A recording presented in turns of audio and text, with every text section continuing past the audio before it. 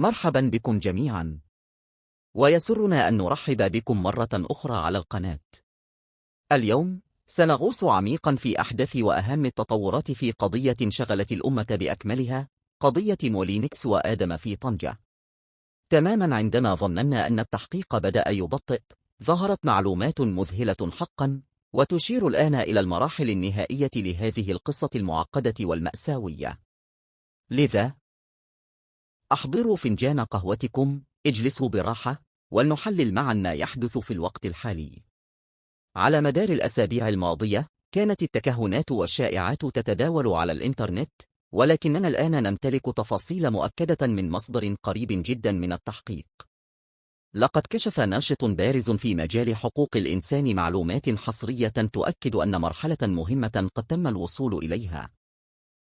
وفقا لهذا المصدر، فقد أكمل القاضي المكلف بالتحقيق رسميا جميع جلسات الاستماع الأولية. هذه خطوة كبيرة إلى الأمام. ماذا يعني هذا بالضبط؟ يعني أن كل شخص مرتبط بهذه القضية قد أدلى بشهادته تحت القسم. نحن نتحدث عن الجميع، الشهود الذين كانوا حاضرين، الجيران الذين ربما رأوا أو سمعوا شيئا، أفراد العائلة من الجانبين، وحتى الخبراء الفنيين الذين كانوا يحللون الأدلة. لقد كان القاضي يجمع القطع بحذر شديد، والآن كل القطع الأولية أصبحت على الطاولة.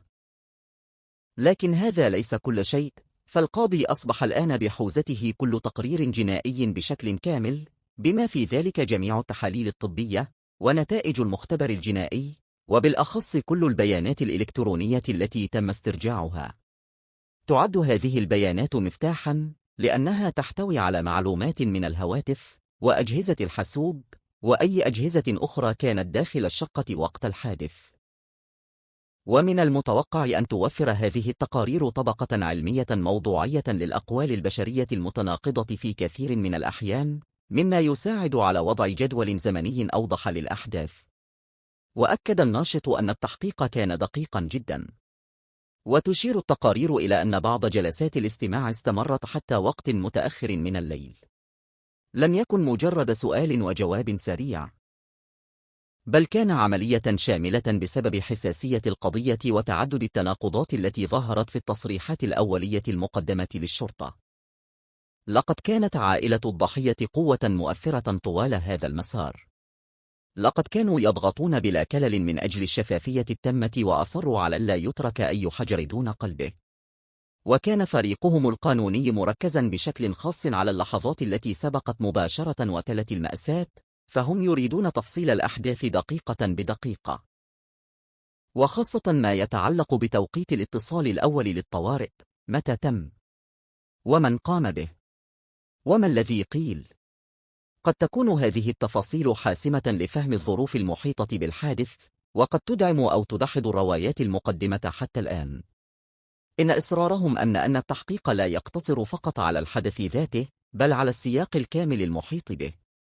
فماذا سيحدث بعد ذلك؟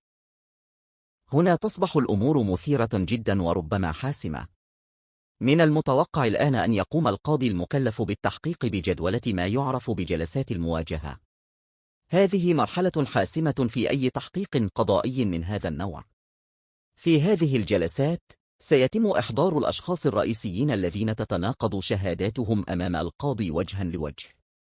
على سبيل المثال، إذا كانت شهادة شخص ما تتعارض مباشرة مع شهادة شخص آخر، فسيستجوبان معا لحل هذه التناقضات.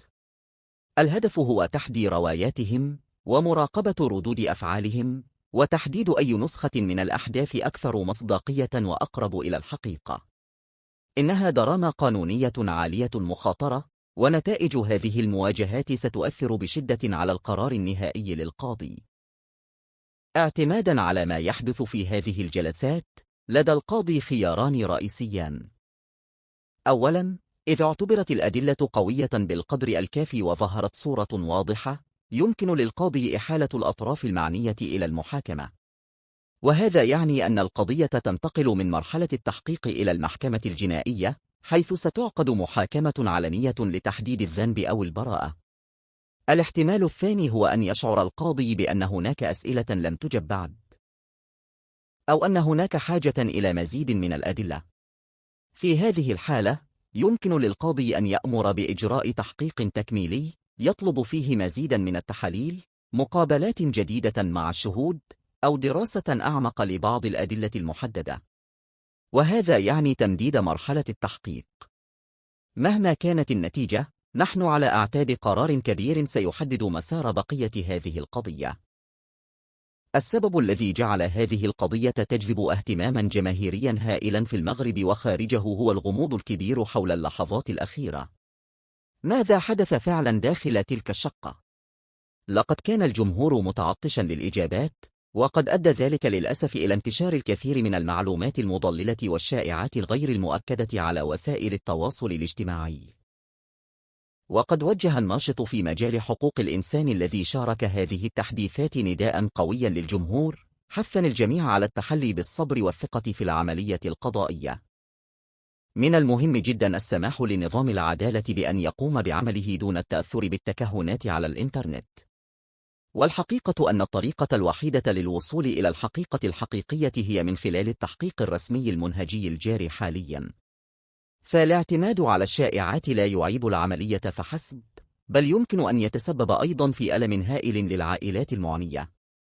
في الوقت الحالي، يبدو أن التحقيق يقترب بوضوح من ذروته. مع إتمام جميع جلسات الاستماع الأولية وتقديم التقارير الجنائية، أصبح المسرح مهيئا للمرحلة النهائية من هذه المرحلة التحقيقية. ستكون جلسات المواجهة القادمة لحظة الحقيقة للكثير من الروايات المتضاربة التي سمعناها حتى الآن. من المتوقع الإعلان عن القرارات الرسمية قريبا، ومن المأمول أن تسلط هذه القرارات الضوء أخيرا على ما حدث بالفعل في واحدة من أكثر القضايا إثارة للجدل والمأساوية في طنجة. وسنواصل بالطبع متابعة هذه القصة عن كثب، وتقديم أي تحديث رسمي بمجرد صدوره.